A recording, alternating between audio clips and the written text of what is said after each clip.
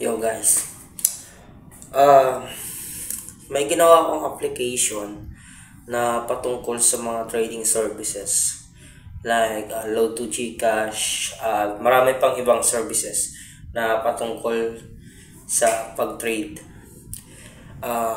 Usually, ang purpose talaga ng application na yun ay ang pag-trade ng load to Gcash. Dito sa application na to, ang pangalan niya ay ang Fast Vouch. Sa conversion rates natin sa load to Gcash is mababa lang siya sa pag-convert. No? Makukuha nyo lang yung link file or yung APK file sa aking official verified Facebook account. Check natin to. Fast Vouch. So, naka-automatically login na po siya. So, ito yung ating logo. Automatically mag-login po yan kasi naset ko siya sa enable auto login. So as you can see guys is nandito yung dashboard, pinaka main dashboard natin.